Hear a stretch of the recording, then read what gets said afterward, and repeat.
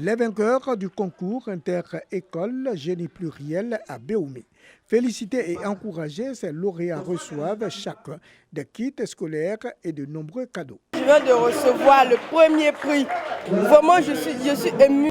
Je demande à mes amis de travailler toujours encore plus fort pour pouvoir gagner aussi des prix. Ce concours, qui a sa première édition, a mis aux prises les meilleurs élèves des classes des terminales A, C et D et ceux des classes de 3e des lycées et collèges de la localité. Ces champions ont compétit dans les épreuves de philosophie, français, anglais, mathématiques, physique, chimie, sciences de la vie et de la terre. En initiant le concours, le réseau des enseignants-chercheurs de Gbeke entend créer une saine émulation entre les apprenants. Les initiateurs veulent ainsi donner un nouveau visage à l'école ivoirienne par la culture de l'effort et le goût du travail bien fait, gage de réussite scolaire. C'est en vue d'apporter notre pierre à l'édifice que nous avons décidé d'organiser cette saine émulation au sein des différentes écoles de la région. Les autorités administratives et les responsables du système éducatif régional saluent l'abnégation des lauréats et des enseignants au travail. Merci pour tout ce que vous faites pour ces enfants qui ont besoin de repères et de soutien. Ce que nous demandons aux élèves, à nos enfants, c'est d'étudier toujours et de tourner le dos à la facilité. Promouvoir l'excellence en milieu scolaire par des modèles. Tel est le thème de la première édition du concours inter-école génie pluriel.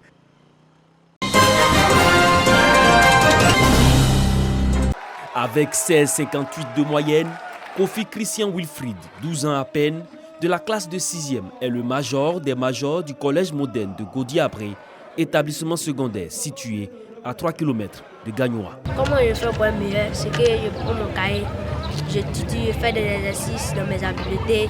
Chaque nuit que je fais, je prends mon cahier de leçons et je récite devant mon père. Et ce que je devrais dire à mes amis, je veux qu'ils fassent comme moi, qu'ils continuent à travailler beaucoup. Le jeune élève a été félicité par le parrain de la cérémonie, Deli Mamadou, directeur du Centre régional des œuvres universitaires CROU A1. Pour cette deuxième édition de la Journée de l'excellence et du mérite, 21 tableaux d'honneur ont été attribués aux 15 majors de chacune des classes pédagogiques. Cultiver l'effort et la persévérance.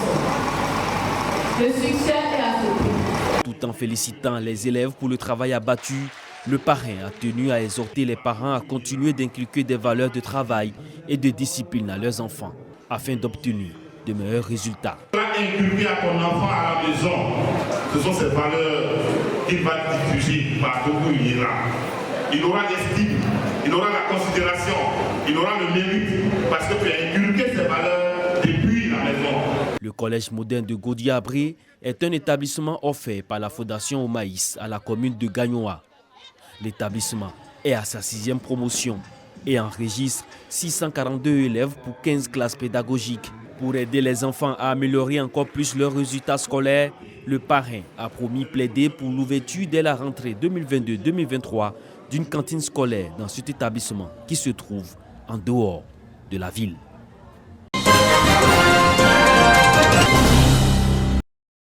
Atteindre un rendement de 2 tonnes à l'hectare du coton graine. C'est la mission assignée à la cellule Semences et Recherche des Intercotons, organisation interprofessionnelle de la filière coton en Côte d'Ivoire. Chaque fin de campagne, les acteurs se retrouvent pour dresser le bilan et faire des propositions et suggestions pour la campagne à venir. À Yamoussoukro, une rencontre du groupe de travail Semences a réuni les sociétés cotonnières et coopératives ainsi que les producteurs de semences. Il est intéressant de faire un peu le point de la production de semences, du point de vue qualité, du point de vue également quantité, pour voir est-ce que la campagne qui va s'annoncer, les producteurs sont à même d'avoir la quantité de semences qu'il faut. La semence, il y a une évolution. Il y a vu l'évolution.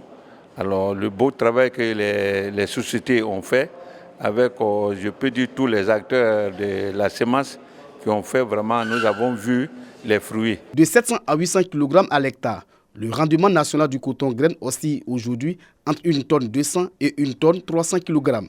Pour les premiers responsables de la filière, les recherches continuent pour une augmentation du rendement à l'hectare. Si l'itinéraire technique est suivi par les producteurs, nous aurons un très bon rendement au champ. Nous pouvons aller facilement au-delà de 1 tonne 5, 2 tonnes et même voire 3 tonnes. Nous assistons à des producteurs qui vont jusqu'à plus de 3 tonnes à l'hectare. En dépit de ces progrès, le changement climatique impacte négativement la culture du coton en Côte d'Ivoire. Dans le mois de septembre, on a une poche de sécheresse de 3 semaines en zone semencière, ce qui a entraîné une pourriture des capsules et puis la chute des boutons floraux. Dans le mois de novembre, les pluies sont prolongées. Habituellement, les pluies s'arrêtent le 15 octobre. Au cours de cette rencontre, le RESCO, projet résilience des systèmes cotonniers du nord de la Côte d'Ivoire, a été aussi abordé.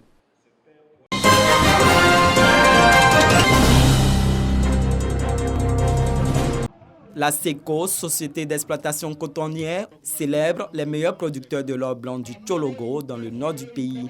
Pour la campagne 2022, plus de 300 lauréats sur la liste dans les 3 régions cotonnières, Ouangolodougou, Fekese-Dougou et Kang. Pour les meilleures performances réalisées au plan régional, Thio Sion-Thierry et Soro Fanta ont été déclarés super producteurs avec des productions atteignant les 100 tonnes. Ils ont reçu des engins roulants, du matériel agricole et des trophées. Une initiative bien appréciée par l'ensemble des lauréats. L'année prochaine, en tout cas, vraiment, on va vraiment s'engager. On prie le bon Dieu pour qu'il y ait beaucoup de pluie. Parce que sans pluie, tu sais que notre travail là, ça relâche. Cette année, la société cotonnière a franchi pour la première fois là-bas des 100 000 tonnes. Pour le directeur général, c'est un vieux rêve qui se réalise 13 ans après sa création. Nous avons voulu célébrer ces 100 000 tonnes en célébrant les producteurs et de dire à Kong que le coton peut être porteur de développement. Pour le président de l'interprofession coton, le record réalisé par la société cotonnière SECO est un pas de géant pour la Côte d'Ivoire. Pour moi et pour toute la filière nationale de Côte d'Ivoire, c'est une progression pour moi. Donc moi-même, je veux qu'il dépasse 120 000 tonnes à 130 000 tonnes l'année prochaine pour augmenter la production nationale. La première production de la société depuis 2009 était de 5 000 tonnes.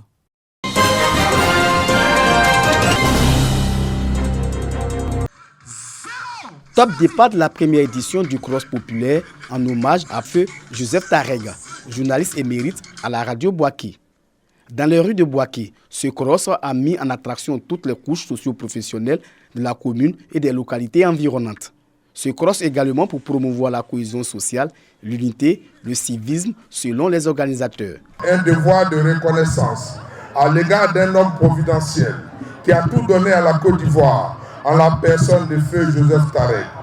Journaliste émérite, Joseph Tareg a fait partie de ceux qui nous ont insufflé l'amour de ce métier passionnant qu'est le journalisme. Cette icône de la radio a été de tous les rendez-vous locaux, nationaux et internationaux pour faire entendre la voix de la Côte d'Ivoire profonde. Qu'il me soit permis pour vous traduire toute la gratitude de ma famille. Que la deuxième édition puisse être plus grande que celle-ci, que le cross puisse être à la dimension de l'homme à qui on rend hommage. Séverin Kona a plané sur cette première édition chez les seniors hommes. Il a parcouru les 10 km en 1h38 minutes. Chez les juniors Honoré Yao, c'est Abdugé la première place sur la distance de 5 km. Je remercie beaucoup la Ligue d'athlétisme de Boaké. Vraiment, je remercie aussi la sécurité parce que depuis un bon moment, avoir une sécurité comme ça au niveau des parcours, ça se fait un peu rare. Le cross populaire Joseph Tareg a vu la participation des forces de défense et de sécurité. Avec un nombre important de coureurs, le groupement des sapeurs-pompiers militaires et la police ont été massivement déployés. Ils ont assuré la sécurité et pris en charge des coureurs en difficulté.